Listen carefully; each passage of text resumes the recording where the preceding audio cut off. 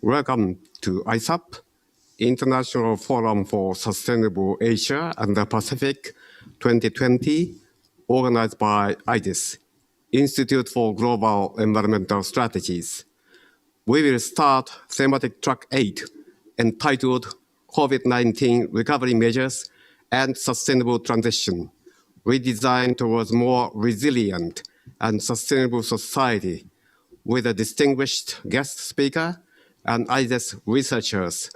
The session will be 90 minutes long, and I hope you enjoy watching our discussions. ISAP 2020 is using Slido to interact with the audience.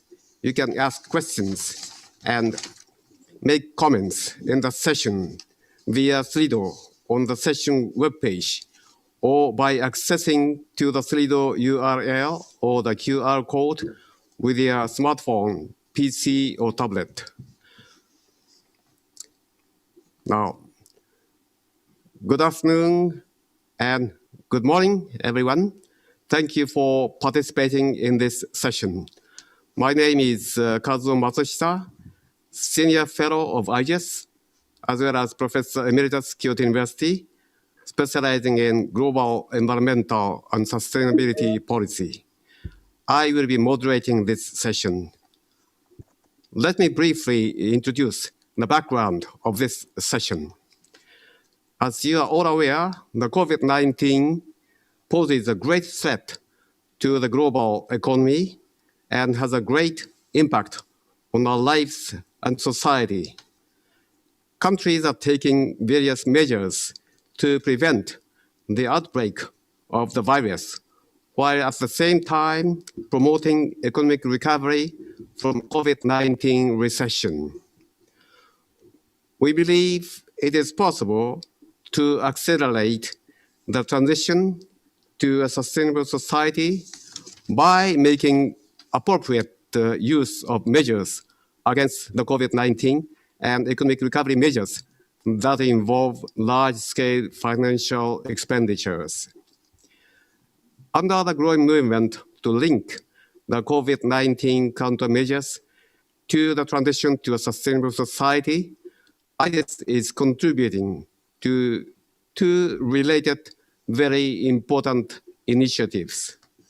The first one is the Green Recovery Tracker that collects information on COVID-19 recovery measures in each country that may have an impact on building a sustainable society, led by the International Institute for Sustainable Development, IISD, in collaboration with many research institutes around the globe.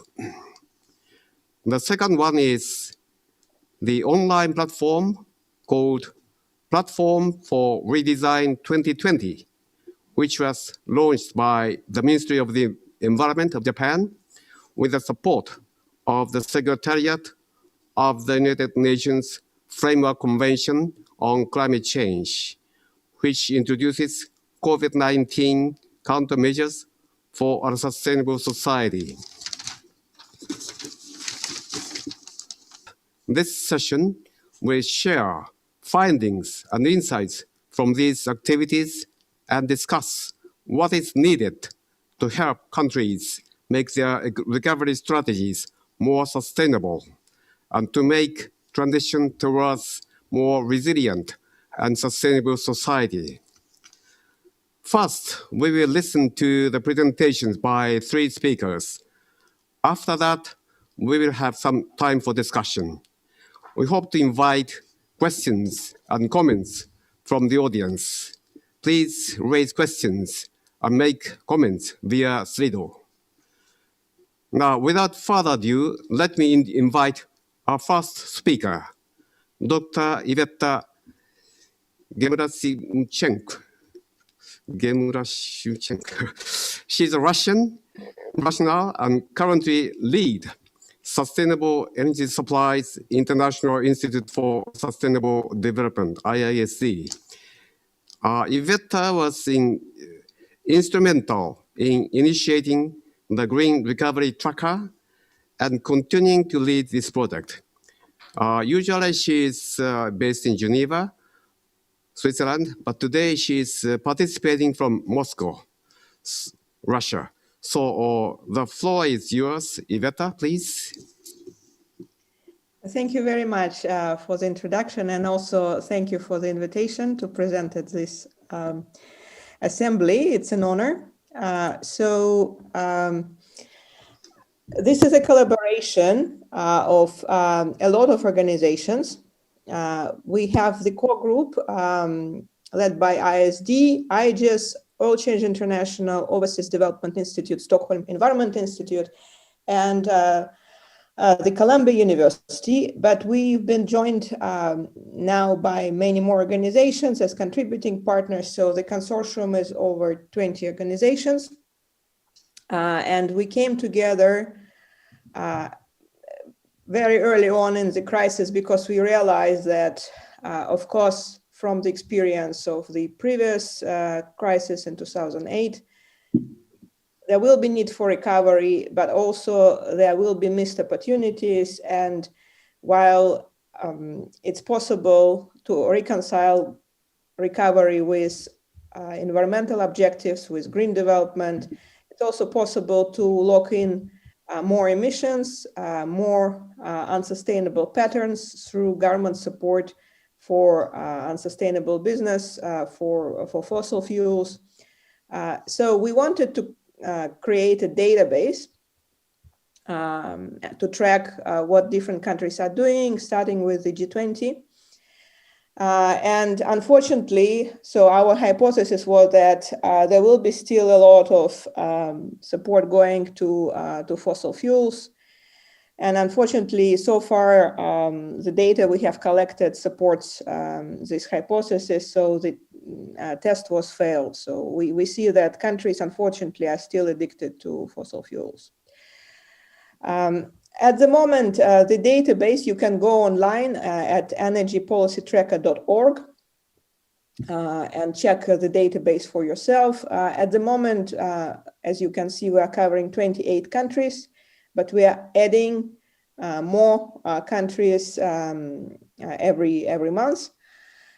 And the overall trend here, this wheel is showing that so far we have quantified measures, the measures which were announced with amounts at $249 billion of US dollars to fossil fuels, which is 54% of all public money committed in the energy sector. The database only is covering the energy sector.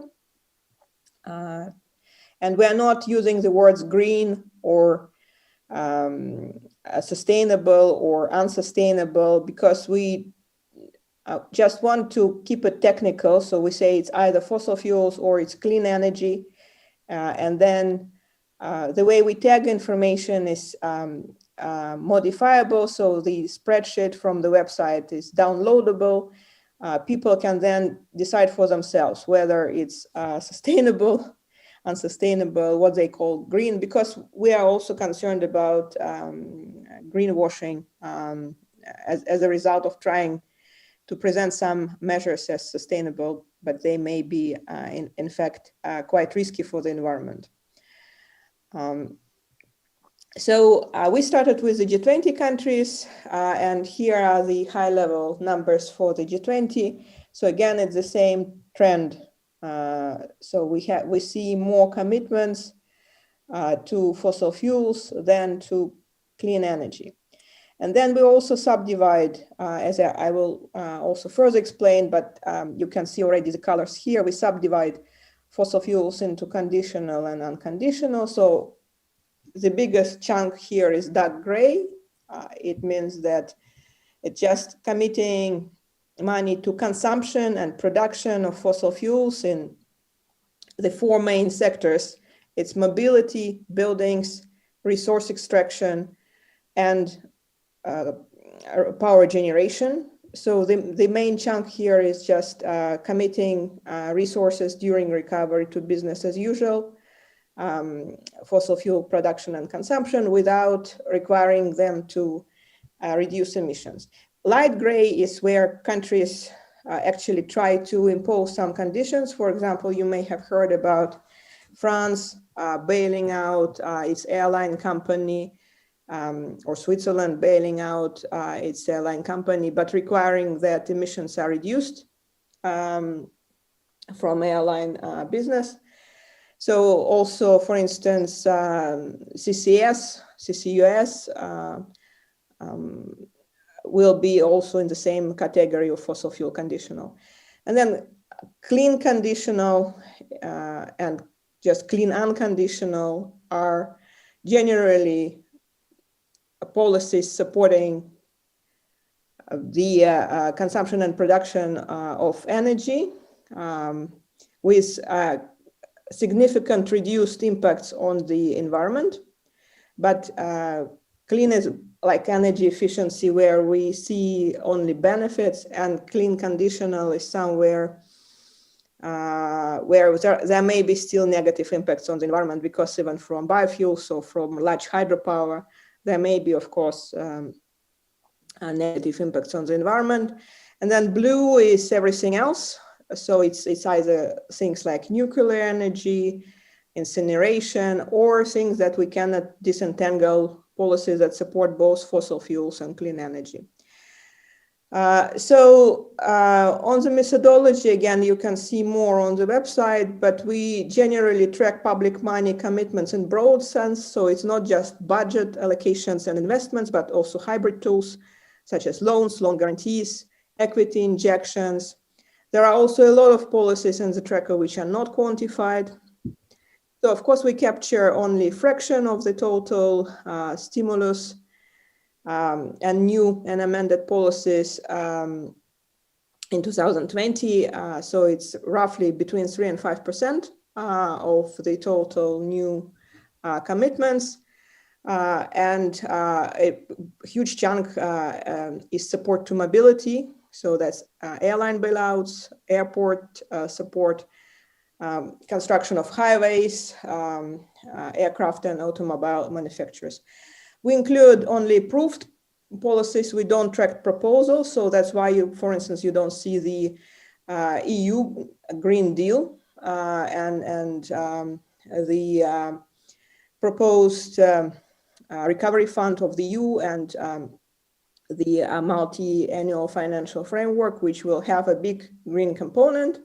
However, the Parliament, the European Parliament hasn't voted yet on these measures, so we are not including them yet. I've already explained our classification, but again, you can download the database and also relabel things for your own research, which a lot of universities are doing right now.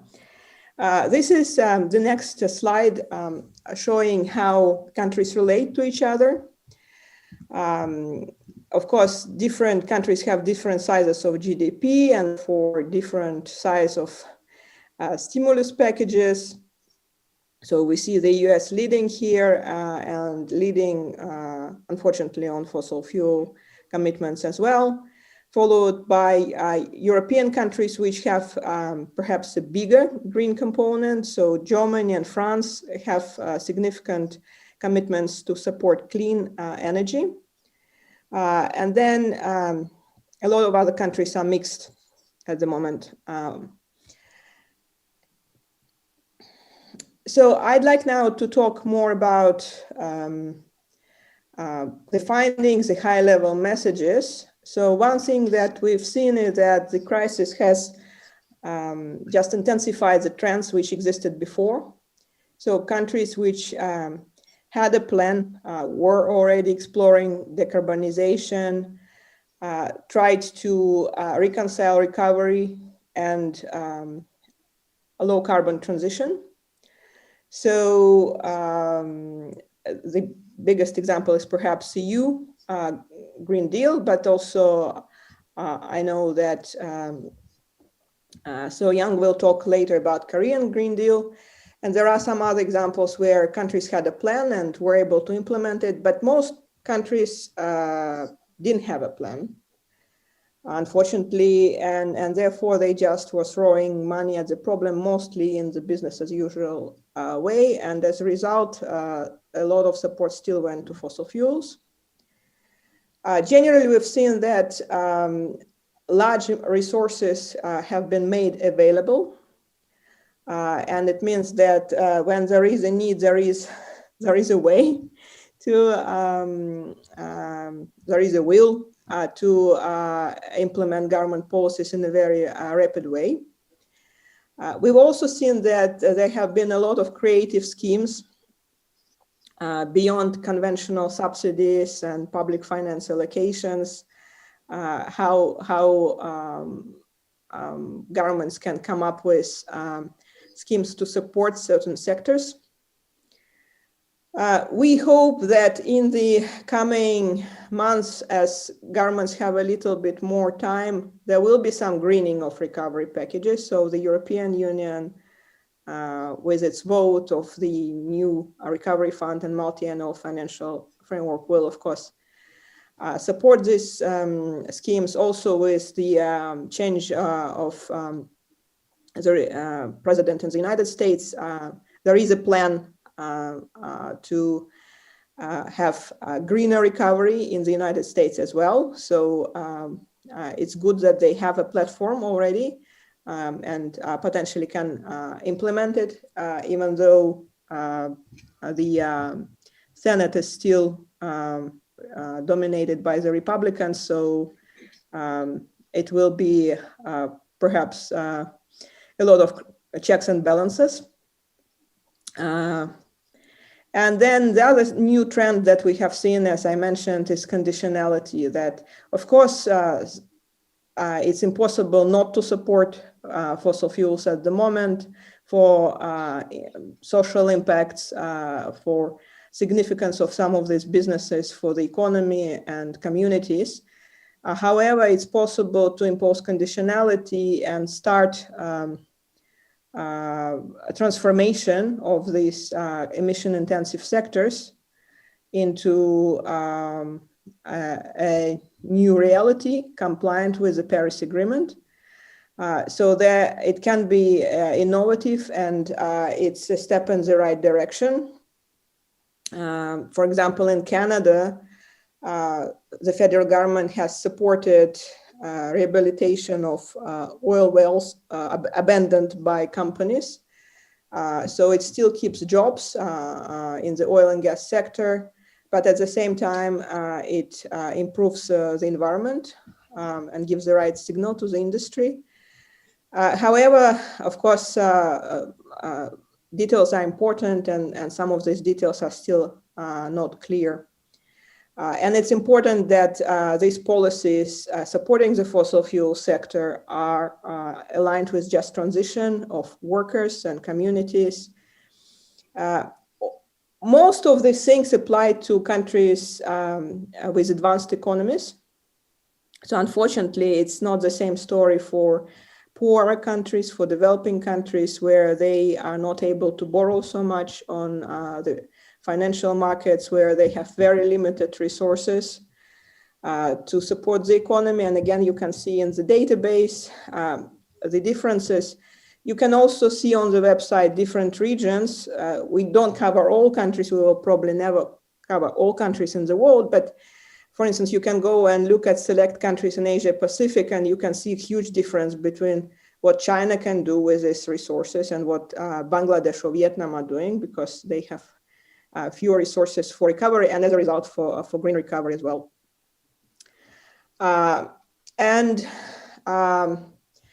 We still look forward to different developments. We will continue tracking them. We encourage people to use our database, to send feedback, which you can also do. We have now a search engine on the website, so you can always go online and select policies you are interested in by country or by sector or by mechanism. We're going also to add more information on multilateral development banks shortly. We generally update the tracker every Wednesday. I'm presenting the slides which I submitted a little bit in advance. They're already a little bit out of date because this morning we updated the database. We also encourage you to subscribe to the website newsletter, which you can do right on the website. We know we have some gaps. We are looking for cooperation, for additional partners. For instance, in China, we know that we are still missing a lot of policies. If you have any questions or suggestions, or if you're interested in collaboration, you can always contact us, contact me. And with this, I'd like to thank IGES again for the invitation, but also for all the great work they have been doing on the tracker for several Asian countries. I hope that we will continue in the same spirit. Thank you very much. Thank you very much, Iveta-san, for your very informative and insightful presentation on green recovery, policy trends, and findings from Energy Policy Tracker. I think this policy tracker is very important in the sense that it captures how much the country is actually spending on so-called green recovery. But it is a bit regrettable to learn that although lot has been discussed to advocate green recovery, still in practice, allocation for fossil fuel are much greater than allocation for clean energy. Anyway, we will discuss it later. So now let me invite Dr. Satoshi Kojima, Principal Coordinator, Strategic Management Office, IGES. He is actually deeply involved both in Energy Tracker, Policy Tracker, as well as in the online platform Redesign 2020. He will talk about from recovery to redesign. Findings from online platform Redesign 2020. Kojima-san, please. Thank you very much, Professor Matsushita. Okay, so I'd like to present this online platform, Redesign 2020. So, So this platform for Redesign 2020 aims to showcase national response, recovery, and then redesign efforts to overcome COVID-19 and then also environmental crises simultaneously. And then not only like government parties, but also like non-stakeholders are participating in this online platform. And then so this online platform is hosted by Ministry of Environment Japan, and then supported by United Nations Climate Change Convention, and then IGES is acting as a secretariat of this online platform. And then so far, on 3rd of September this year, online ministerial meeting was held, chaired by Japan's environmental minister, Mr. Koizumi. And then there are 3 sessions, session 1 and 2, attended by the ministers and then other high-level officials. And then session 3 was presented by non-state actors. And then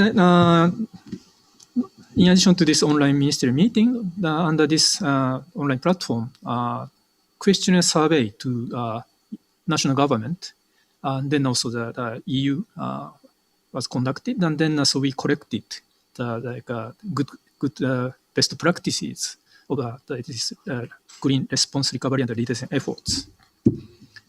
And then for this questionnaire survey, so we employed a so-called triple R framework. Triple R indicates a response, recovery, and redesign. As this figure shows, so response is like a rather short-term political effort that are targeting interventions to address immediate impacts of COVID-19. And then recovery is like mid-term efforts, which is not only just to recover to the previous situation, but designed to build back better. So recovery indicates policy reforms and the application of stimulus to change orientation of development. And then the redesign is a rather long-term effort, which aims to transform socioeconomic systems and policy-making institutions to accelerate sustainable and just transitions. And then so this triple R framework proposed to harmonize these three different types of efforts to overcome crisis, and then to channel this effort to promote sustainable and resilient world. And then, so now, so this graph shows some general trends and statistics based on the survey of national government responses. So even after the online the ministerial meeting on 3rd of September, some countries responded after the ministerial meeting. So currently, we collected responses from 63 countries and region, means 62 countries and then EU. And then, so these graphs show some like a classification of these responses. So we counted the number of the best practice included in the responses. So left graph shows based on main category. So the green part, the A, is a climate mitigation measures. So then the second, like orange part, is a climate adaptation measure. So this main category is like either green recovery policy is addressing not only COVID-19, but also like either climate mitigation or climate adaptation or addressing cross-cutting measures or other environmental measures such as like a waste problem or water problem, etc. So we classify. Then the majority of the green recovery efforts are climate mitigation measures, then followed by climate adaptation measures, then cross-cutting measures and then other environmental measures such as circular economy, etc. followed. And then the right-hand side shows responses classified by time frame. So based on triple R framework, so we also asked whether the effort is a response effort or recovery effort or redesign effort. And then according to the this trend, so majority of the effort is rather redesign or covering all terms. So it means including redesign. So it means that many countries aim to utilize this green effort connect to redesign. But apparently, some efforts are rather short-term or mid-term. So these are general trend. And then this graph shows more detail, like based on subcategory. So not only just climate mitigation, but we are asking in climate mitigation, for example, either this is for sustainable transportation or transition to renewable energy or more like technological innovation, etc., etc. Then, according to this subcategory classification, so that most popular effort is a sustainable transportation-related recovery policy, and the second one is a sustainable transition to renewable energy policy, and then third one is a waste management or like circular economy policies, which is quite popular now, particularly in Europe. And then the fourth one is adaptation planning. So, and then there are many other types of policies, but these are like major, most popular green recovery efforts connected to these environmental issues. Then, then here, so we try to pick up some good example of redesign policies based on this platform 2020 redesign website. And then so left-hand side shows a kind of major types of redesign policy, like transition to renewable energy, or like greening transportation, or housing and urban planning, etc. And then like circular economy. And then the right-hand side, this is kind of my personal observation that I try to connect to major, the efforts to address the challenges of COVID-19 recovery and then sustainable and resilient transitions. So first one is channeling large-scale recovery investment to redesign. So many types of redesign policies, which country responses include, can be categorized in this first type of effort, like transition to renewable energy and green hydrogen, which requires a huge amount of investment. So it's a channeling large-scale recovery investment to redesign. But the other type of policy, like there are several responses about the greening transportation in terms of like aviation, air transportation. So some countries interesting put like conditionality to bail out of airline industry. So this can be characterized as embedding greening mechanism to response recovery measures. And then third category is exploiting untapped opportunity of redesign. For example, like a teleworking is a kind of it's not only good to prevent COVID-19 crisis, but it's quite good in various senses. But it was not fully exploited before COVID-19. So COVID-19 recovery also can exploit these untapped opportunities of redesign. So I'd like to present some examples of country responses. In terms of channeling large-scale recovery investment to redesign, many like European countries mainly have a quite substantial green recovery investment plans. For example, EU, the next generation EU, which is a recovery instrument, aim to ensure huge scale like investment towards sustainable, inclusive, and fair recovery for all EU members. And in country level, like Germany, France, has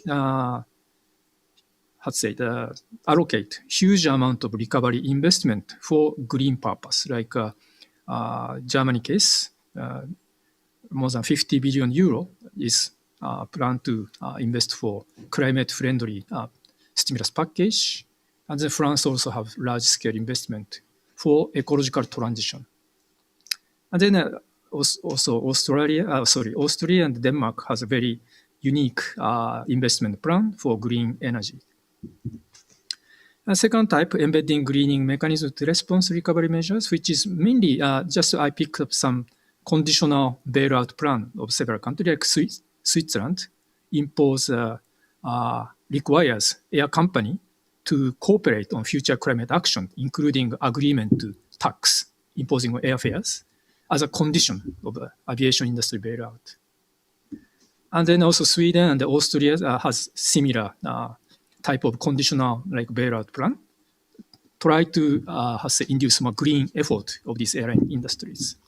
And the last one is exploiting untapped opportunity of redesign. So as I mentioned, like a promotion of teleworking with legislation, at least like El Salvador or Costa Rica already implement this kind of legislation. And then the promotion of digital tourism is another interest case. Morocco and Iran replied, they are promoting this. And then lastly, community-based development approach. Many countries, including Japan, China, Ireland, and Bulgaria, they are like implementing this kind of approach embedded in the redesign. So there are several interesting cases, best practices already provided by like countries in their response to this platform. But apparently, there has more like untapped potentials to mainstream this kind of efforts. So we'd like to promote this kind of approach through this online platform. Thank you very much. Thank you, Kojima-san, for your presentation on From Recovery to Redesign, findings from online platform Redesign 2020. I think Redesign 2020 is quite complementary with the energy tracker, which Iveta-san has explained. Kojima-san explained the Redesign 2020, the findings from that within the framework of 3 R's, that is response, recovery, and redesign. And I think we have already seen various new innovative initiatives like channeling large-scale recovery investment to redesign, and also embed the greening mechanism to respond recovery measures. It was interesting to see various response measures such as legislating teleworking or digital tourism or abolition of short distance air rules, things like that. So it is very interesting to know what is happening around the globe to respond and then to recover and then to redesign. Thank you very much. Then I would like to invite Dr. Soyun Lee. She is currently Research Manager, Sustainability Governance Center, ITES. She is a Korean national, and she will talk about Korean Green New Deal in COVID-19 era. Soyun-san, please. Thank you, Chair. Yes, I was asked to present on green recovery and Green New Deal in Korea in this pandemic.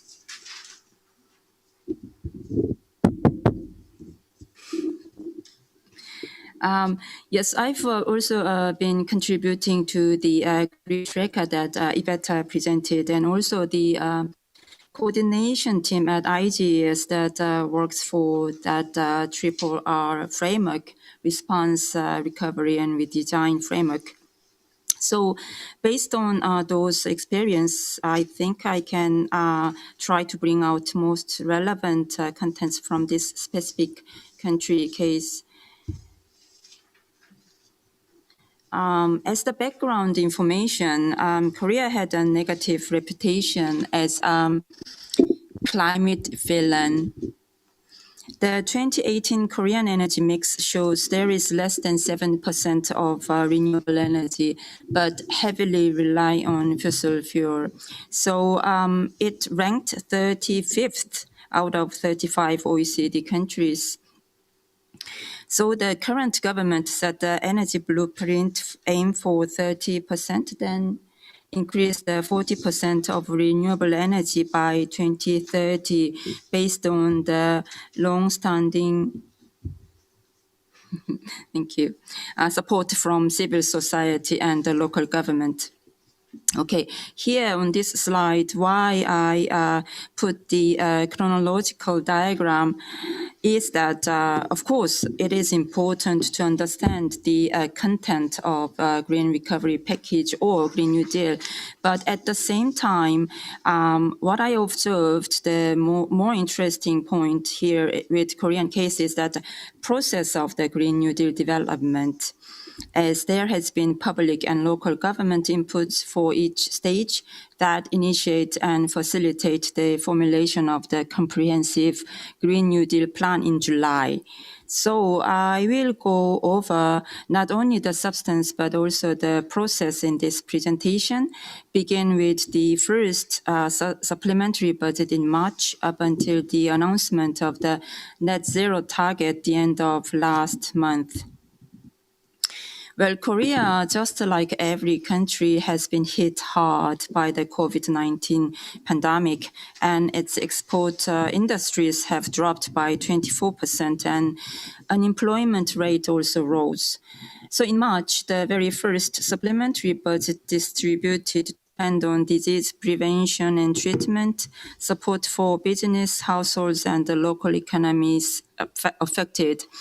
And then the second supplementary budget on 16th of April provided both supplementary budgets supported for the economic rescue, including loans for airline, car manufacturing, semiconductor businesses. I mean, those mostly based on brown energy generation.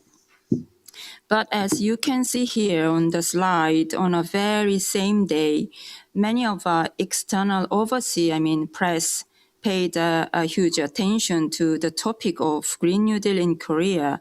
It was because Democratic Party has won a landslide victory in the election of the National Assembly members that took place on 15th.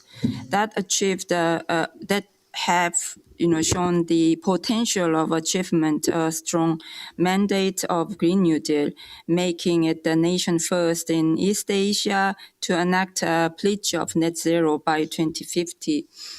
It has been the agenda during the last 2 years of President's mandate that includes plans of large-scale investment in renewable energy, the phase-out of domestic and overseas coal financing, and so on. But here we can see the difference, the gap between the target of the COVID-19 recovery package and what the public voted for at the election. So the first and second, those supplementary budget spending was primarily to keep people employed and business afloat as the initial rescue phase. But with the third one in June, government was looking for stimulus measures to initiate recovery, including green issues there, based on the support from majority of newly elected National Assembly members, local governments, and civil society organizations. But when you see the diagram here, it still shows the majority of total 35 trillion won, that is about 3 trillion yen, goes to the additional spending on financial support for companies' employment, social safety, and disease control, and so on. And the allocation of the Korean New Deal budget is actually only 1/7 of the total budget. And Green New Deal here, it's just about quarter of that Korean New Deal. But at least good news here is that the budget for the Green New Deal was secured for this year. So, for instance, Ministry of Trade Industry, they were budgeted about 1/3 of Green New Deal budget to improve energy infrastructure for the nationwide industrial complexes that actually occupy 77% of the industrial energy consumption. And since this announcement in July, it received domestic criticism from the supporters, not just because of the small portion, but as it did not indicate net zero target timeline. Whereas just 2 days later of this announcement, 5th of June, on the World Environment Day, all 226 local governments all together proclaimed the climate emergency declaration to push the central government to announce the net zero target by 2050. And this declaration included green transformation and the concept of just transition in there. Then, the following month in July, the Comprehensive Plan for Korean New Deal, or K-New Deal, was introduced as a national development strategy to recover from the crisis. And then this one put their aim to the great transformation towards an innovative, sustainable, and inclusive country that cares for their people. And it will invest 160 trillion won and create about 2 million jobs by 2025. So this 6-year plan consists with 3 main areas. One is Digital New Deal that will build innovative digital infrastructure to mainly promote dynamics of economy. And the second is Green New Deal that will secure environmental sustainability and aim to cut heavy reliance on fossil fuels. And the third one is stronger safety net that will ensure a reliable safety net basis. And also interesting part is that it also has its hybrid conversion of digital and Green New Deal plan. So for instance, the Green Smart School that has full digital equipment to support online education, along with rooftop solar PV energy generation on those school buildings.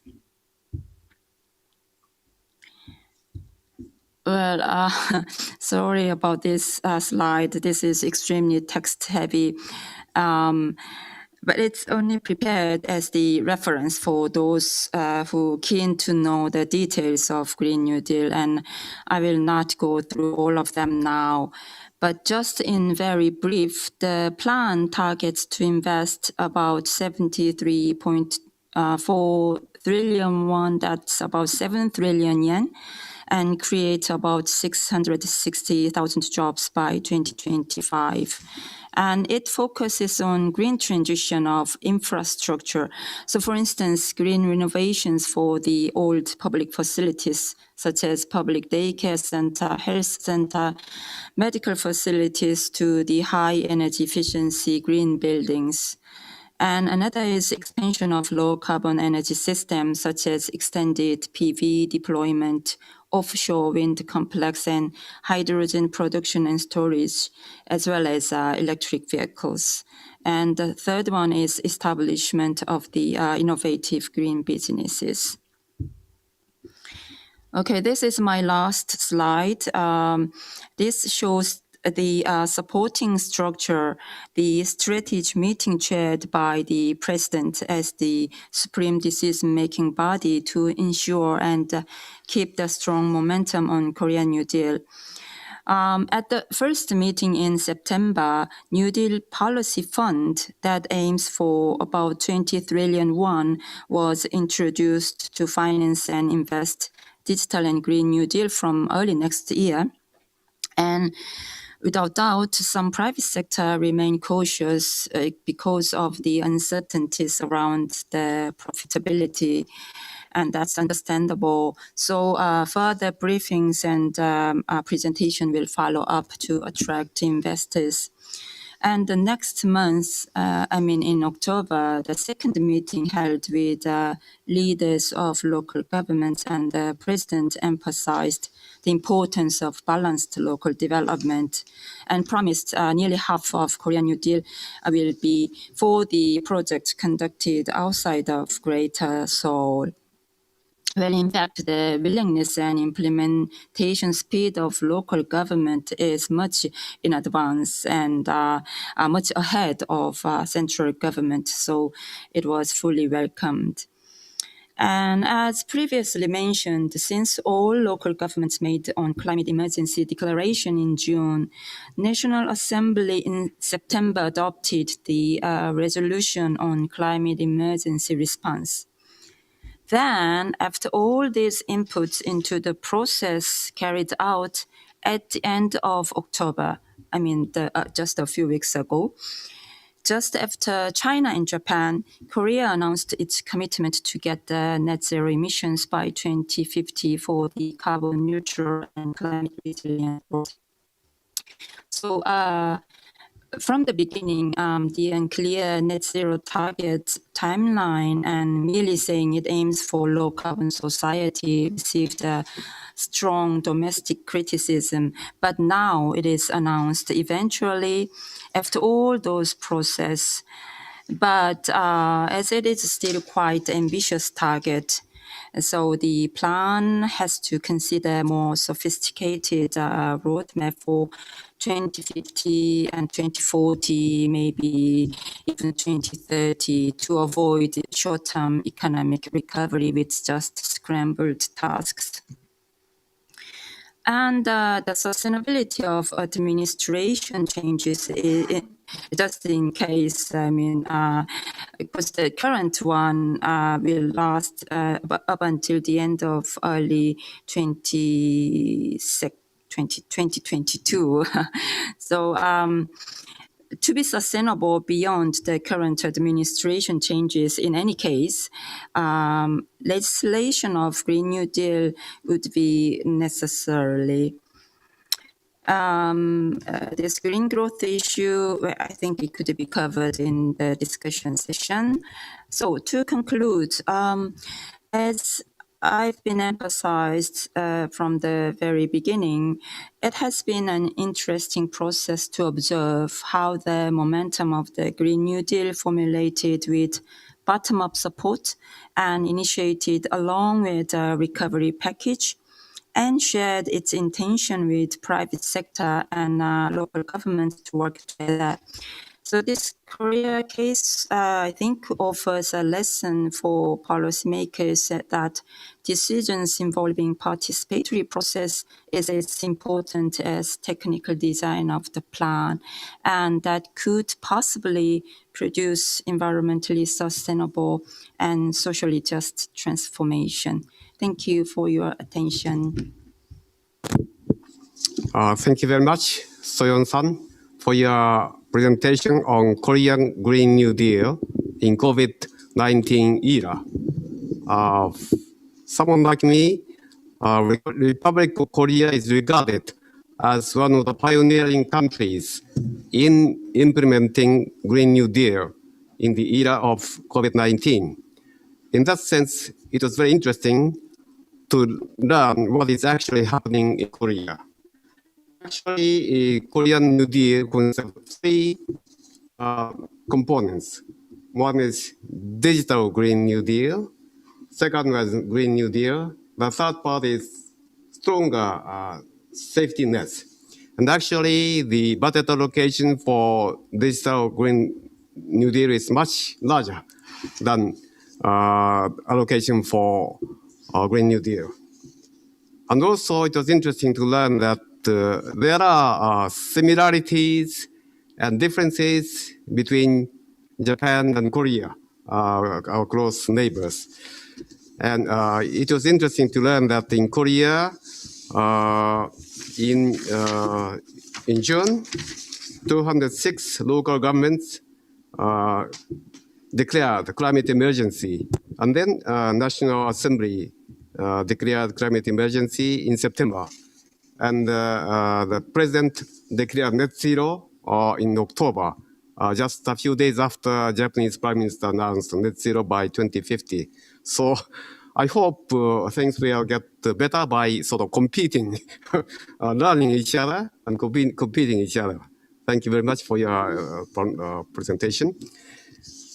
Now, let us move to the discussion session. The discussion session is structured in the following way. First, I will raise some questions to the panelists.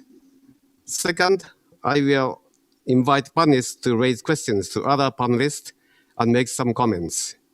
Third, I will introduce questions and comments by the audience from the Slido, and will ask panelists to respond to them. Basically, I have 4 questions to the panelists, but in the interest of time, I have clustered them into two groups. The first group of questions are main implications of COVID-19 on transition towards sustainable and resilient society, and how to exploit potential synergies between COVID-19 recovery and redesign towards sustainable and resilient society. So the implications of COVID-19 on transition towards sustainable society, and how to sort of synergize between COVID-19 recovery and redesign towards sustainable and resilient society. Can I invite Yvette-san to respond to these questions? Well, if I knew all the answers, I think it would be then kind of immediate before action, and unfortunately, I think there is still a lot of room for discussion. Also, because there is no one-size-fits-all answer. So it really depends on the country, on its level of development, and on its resource endowment, on the technologies that it has. Because, of course, everyone is trying to exploit the competitive advantages of the economy. And if some sectors are well developed, and unfortunately they are not very good for the environment, there are vested interests that keep them just entrenched in the economy. So I'm talking about fossil fuels, but also extraction or production, but also some other like ways of transportation or car manufacturing. There is a lot of inertia in the system. I think it's really important to have a long-term vision and a plan which is shared by different political stakeholders. In the case when political forces change, it's important that some of these visions are shared, and we don't see, as it happened in the US, that first they joined the Paris Agreement, then they quit, now they're going to join again. So of course it creates a lot of instability. It's important to have also an honest conversation about the transition, because there are trade-offs. I mean, it's not going to be beneficial for everyone. There will be winners and losers, unfortunately. So it's important, and especially now it's very sensitive when a lot of people lost their jobs or there is reduced economic activity. Social programs are very important. And in this respect, the way they should be targeted can also support green objectives. So it can be, again, from the long vision perspective, aimed at developing new skills, at finding a new role for people who need assistance. Especially, I'm talking about youth. I feel really sorry about people who are graduating this year or next year, because it's more difficult to find a job for them. And I think there's a chance also for governments and other stakeholders to create platforms where they can gain new green skills. So again, that's part of the answer. It's not going to solve all the problems, but I do think that long-term vision is very important, and it should be shared and supported by different stakeholders.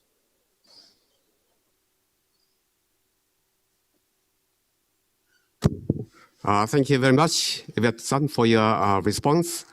Some of the very interesting key words or key sentences from your presentation is that when there is a will, there is a way. Large amounts of money suddenly made available. And also there is hope for some greening of recovery packages. And governments have been extremely creative.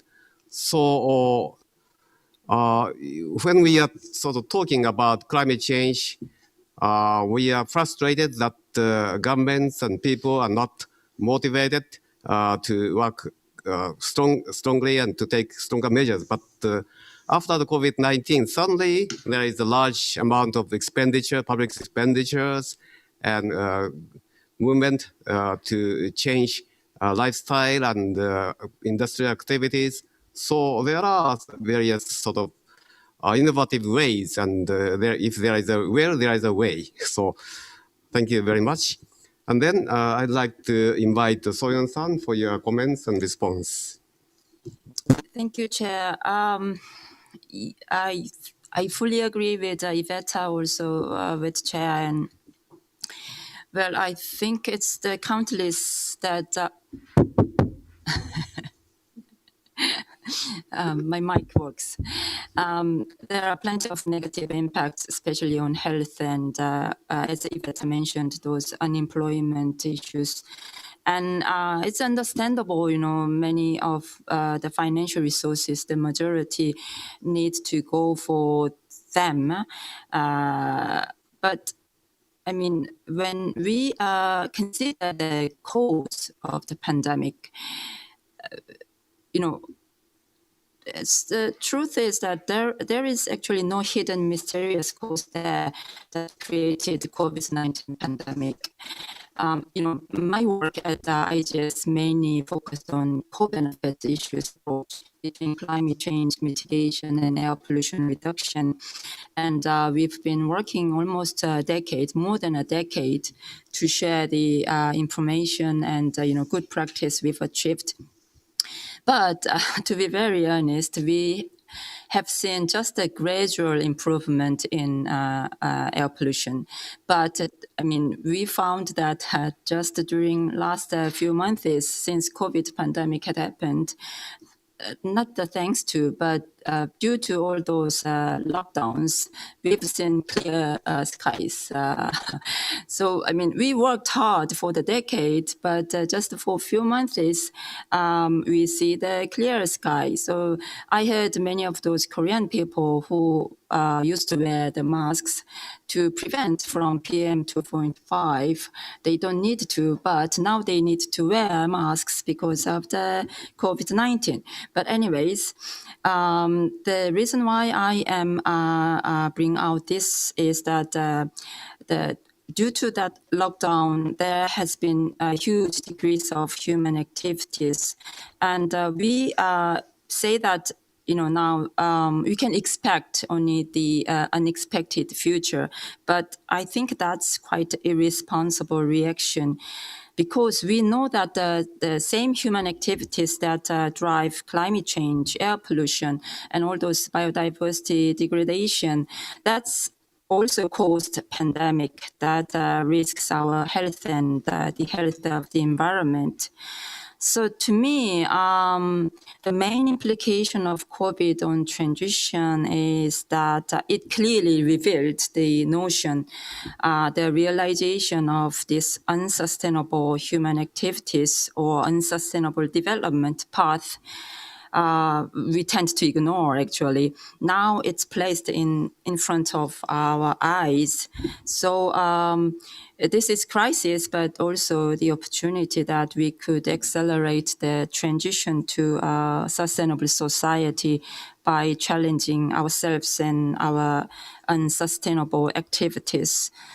Yeah, I think that could answer your question. But for the potential synergies, well, during my presentation, I introduced the Korean, one of those Korean New Deal plan is hybrid. I mean, they want to make some synergy between Green New Deal and Digital New Deal for the economic recovery as well as sustainable society as a new opportunity. And there is other cases, I mean, smart green city master plan or smart eco-friendly factories and so on. So that could be possibly, a possible case that, we can bring some synergies. But as I'm the person who is very reluctant to support this digitalized future, I mean, I'm Korean. I mean, Korean should really strongly love to high tech and digital innovations, but I am a bit different because my concern remains for those, digital equipment and devices manufacturing from factories mostly based on fossil fuel power generation for time being, at least. And also it brings, conflicts on rare raw materials to produce the device. And that has been, always the issue in justice, the scholars who work for the justice issues. And also, I can predict there will be huge, massive e-waste problem issues will soon come to us because of those, of course, because of those devices and also the batteries from electric vehicles and so on. So, I mean, for the, not just for our generation, but for the next generation, there are plenty of things we have to reconsider. Thank you. Thank you very much, Soyun-san, for your response. Soyun-san is studying co-benefits with air pollution and climate change and others. So co-benefits is a very, very important keyword for synergizing COVID-19 countermeasures and green recovery and sustainability. So one of the side effects of COVID-19 are unexpected, but the air is now cleaner and greenhouse gas emissions are lower. So how to sort of make use of this sort of new findings that we can achieve clean air somehow, but without sacrificing human livelihood and good living standards. So that is a very important question. As for the IT, there is a question from the audience, so we will discuss it later. Now I'd like to invite Kojima-san for your response. Okay, thank you very much, Chair. So I think there are several important implications, but here I'd like to focus on one of the major implications, which is, as I mentioned in my presentation, that like untapped opportunity for sustainable transition. So here I'd like to raise some like warning that so like many responses against COVID-19 resulted in some environmental improvement, as Soyun-san mentioned about cooling as a result of lockdown. But we have to be careful. But some how say the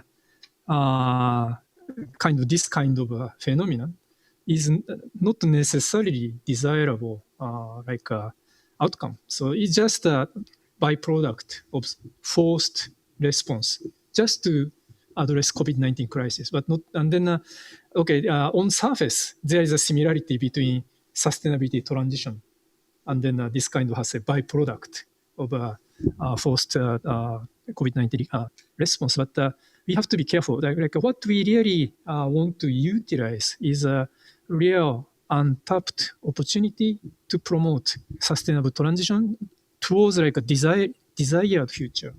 So so in case of teleworking, even of course there's some bad aspect also, but main, at least in Japan, teleworking is quite welcome, because one of the big problems is the congestion of public transportation during rush hour, for example. And then also many people, including me, suffering from long distance commuting. So teleworking has a large potential to improve our work-life balance. So try to address the bad aspect of teleworking, then this as a promotion of teleworking can be a good example of exploiting untapped opportunity. And then once we have a more clear image about what kind of lifestyle we really want to realize in the more sustainable, resilient world, then I believe there are many these kind of cases that COVID-19 responses we urge to implement to address to tackle with COVID-19 crisis has a beneficial aspect to promote this kind of sustainable transition. But many other cases are outcome itself is similar to sustainable transition, but it's not necessarily lead to more desirable future. So we have to be carefully distinguish these two different types of action, efforts towards the COVID-19 response. And then, try to maximize exploiting this untapped opportunity. So this, I think, it's very important. Thank you very much. Thank you, Kojima-san. I have two additional questions, but before that, since I have noticed two questions from the audience, I would like to introduce these questions. The first question is raised by IISD to Soyun-san, but other panelists can respond to the same question. What do you think about digitalization? It can help teleworking, but IT accounts for an ever-growing share of energy consumption and emissions. So maybe I'd like to ask Soyun-san first and other panelists.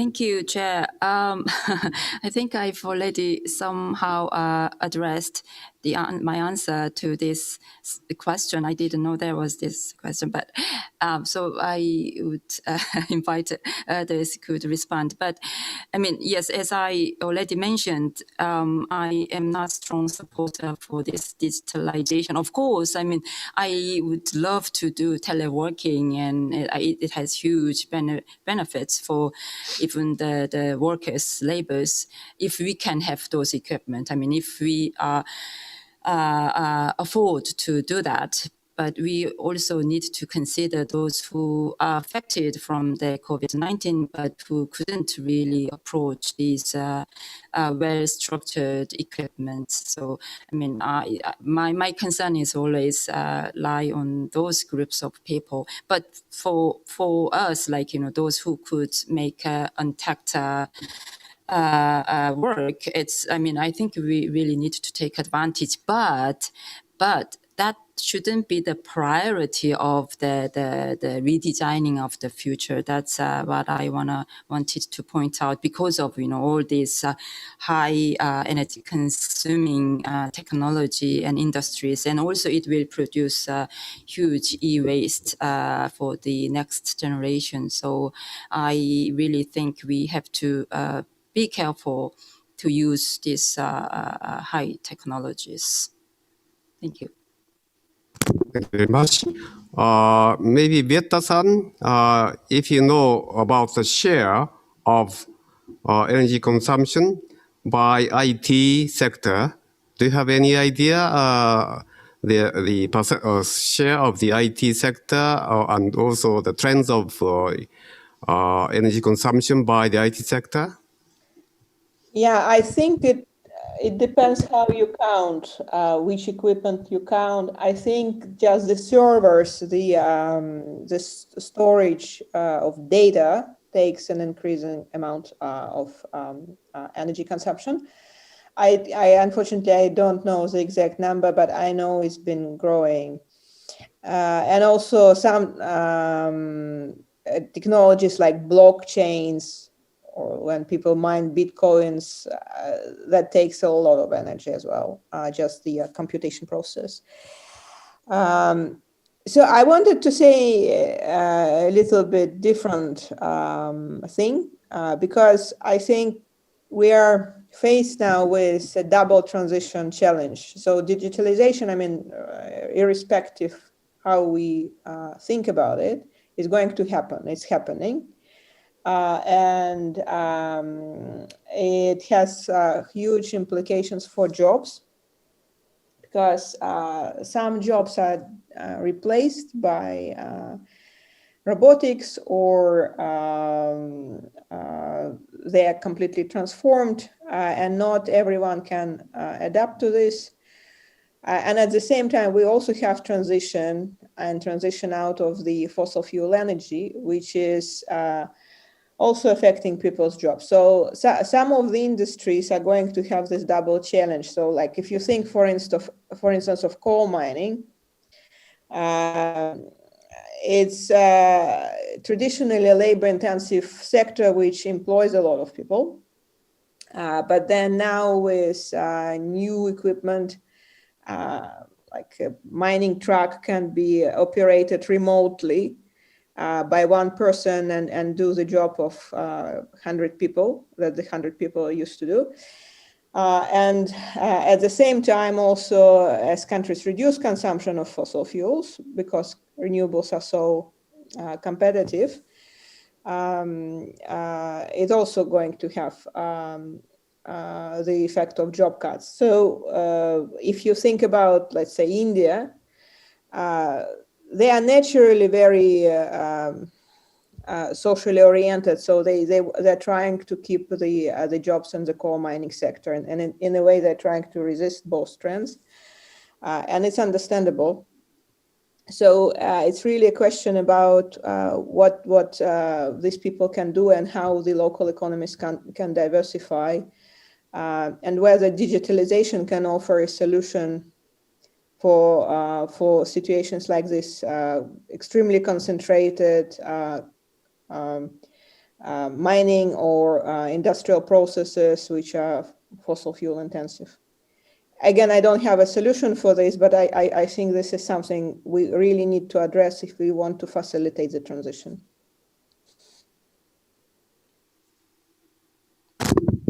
Thank you very much. If I may, it's okay. If I may, I think there are, of course, drawbacks and some negative impacts of IT sector.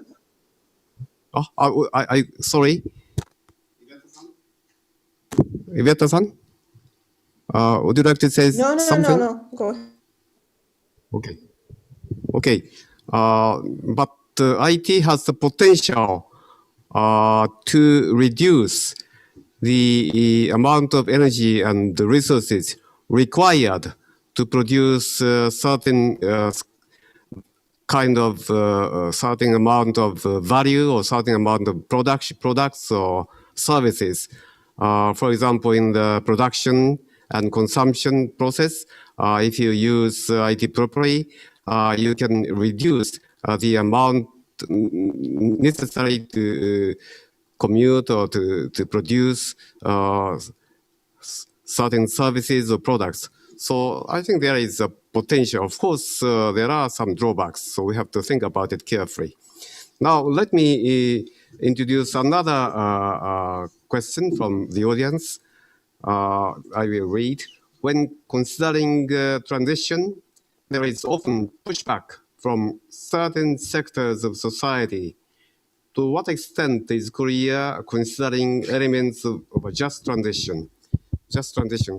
This person is asking about Korea, but of course it applies to any country. So maybe Soyun-san would like to respond first. That's Chair. You are very correct that I mean it's not just to Korea, but all of the countries and cities we are now facing with transition, and it has to be more just. Should consider equality and justice issues in there. That's actually my major.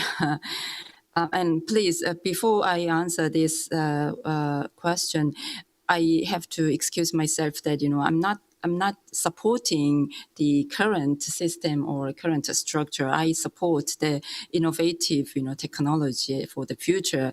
But my concern for digitalization is that there is also the risk we have to consider. So, somehow I might be considered as the person who object the new innovation. Okay, for the just transition in Korea, well, as far as I know, the current president, he used to be the human rights lawyer. So his concern lies, I think, more on the social safety net, labor issues, rather than green issues. So I think that's somehow why, the K-New Deal focus more on digitalization and stronger safety net rather than green issues. It didn't exclude green issues, but its focus went more on the new economic, a new industrial structure.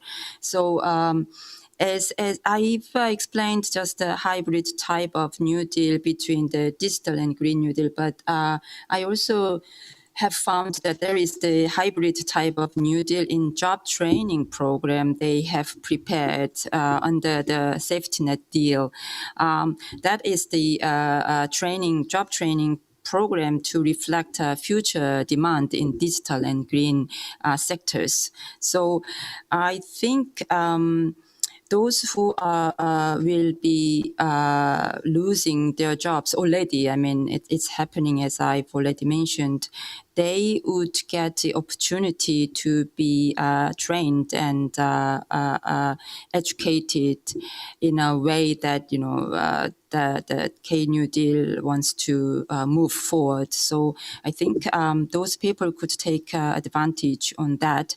But at the same time, it's not just the workers, the laborers who will lose their job and they need to find the new jobs, but also the community which had to be suffered from, like, for instance, coal mining communities, they really had to focus on one industry to support, and there was no notification of how much they had to really suffer from that one dominated industry, that they had to give up many of their environment and livelihoods.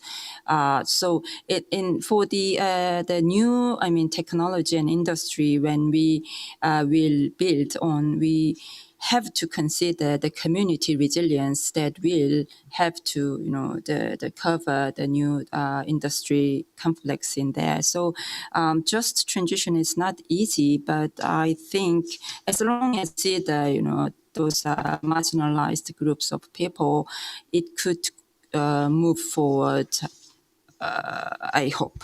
Thank you. Thank you very much. Time is running up. So I would like to ask additional 2 questions.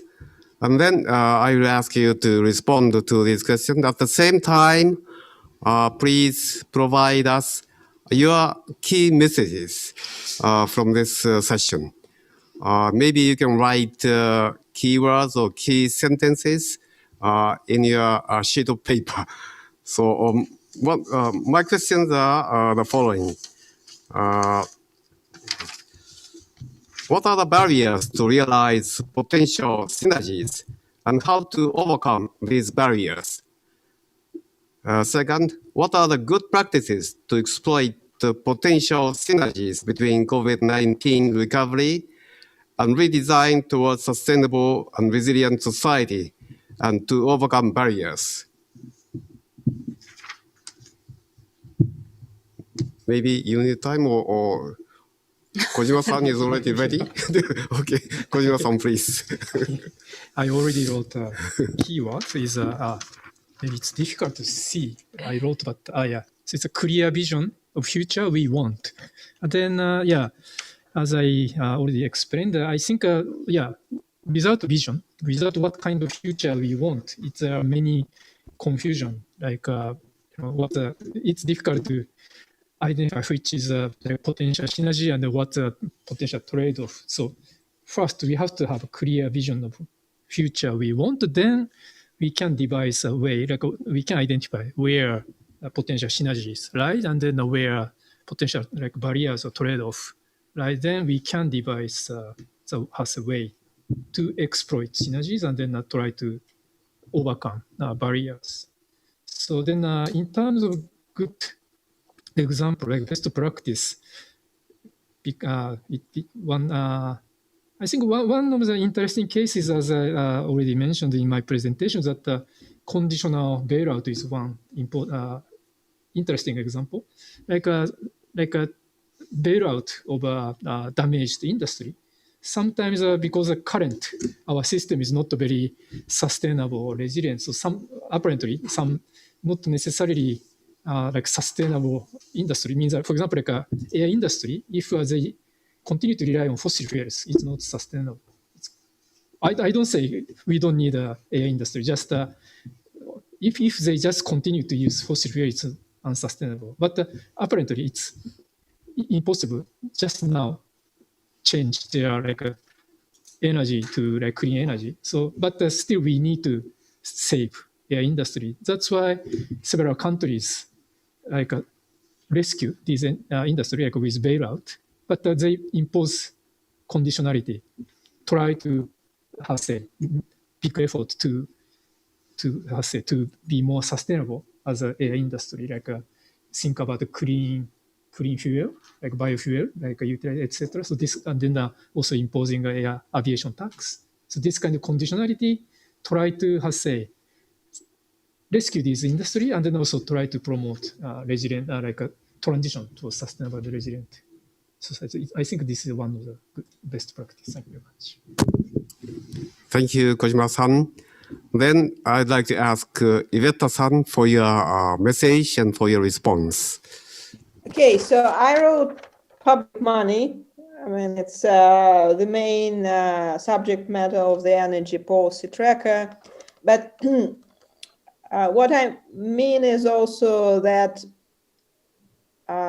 first of all, in terms of barriers, very practically, we need transparency. And people of even different agencies, government agencies themselves don't know exactly what they're spending.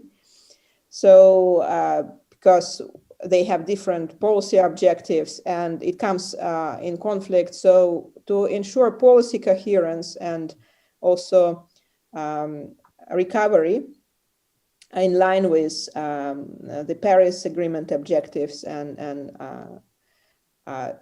sustainable development, we need this transparency, and this is something we as researchers can do. So we created the energy policy tracker. There is this platform for redesign as well. There are some other efforts where we're trying to track what's going on and hold governments accountable. But I think we all also as people and as voters who are paying taxes can also call the officials who we elect to be spending money the way we want them. And in this respect, I think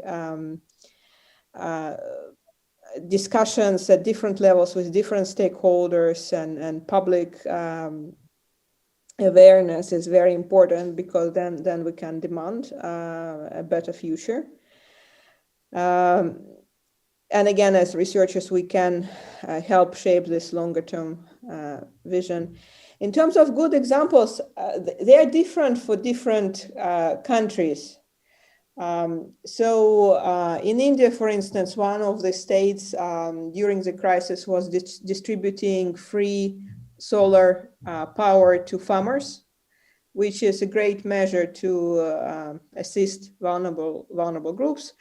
Or poorer groups of the society, those who really need electricity for pumping, for irrigation, and for other needs. But at the same time, it was coming from a renewable source, so it's just good publicity. In other countries, it's also about just transition. Last year, for instance, Germany, but also in Canada, had big consultations on just transition, so far only for the coal sector, because that's the coal power that is being phased out by many countries, and as a result, coal mining is in decline. But at the same could you time, wrap up? yes, at the same time, like these are good examples for developed countries from Canada and from Germany as well. Thank you very much. Soyun-san? You can skip. Okay. No comment? Yeah, I mean, you can skip it. Okay. We have Thank you very much. Since time is running up, I would like to wrap up this session with the following key messages. Number one, COVID-19 aggravates problems of the current system, such as inequality, weak social safety net, unbalanced labor distribution, and so forth. Number two, COVID-19 reveals untapped opportunities of sustainability, resilience, transition, such as teleworking and digital transformation. Number three, COVID-19 enables large scale of investment as recovery packages that can be utilized to promote sustainability and resilience transition.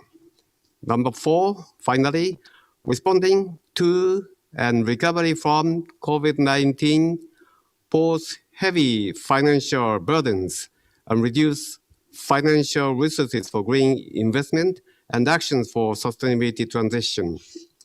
So for the first 3 points collectively imply that COVID-19 provides a good opportunity to redesign our society based on good understanding of both current problems and weakness of our society and untapped potential of sustainability transition and to implement it. From the last point, it is desirable to embed some mechanisms to promote sustainability transition into response and recovery packages, such as conditionality to promote sustainable actions on bailout. Now, I would like to close the session. I would like to thank all the panelists for their excellent contributions, as well as all the audience for participating in this session. But before closing, I have last but an important message to you all. Dear all the viewers of this session, thanks for watching our discussion. Before leaving, please take 2 minutes to give us your feedback through the survey. Your comments are the most valuable to improve the event. Thank you very much indeed. The meeting is adjourned.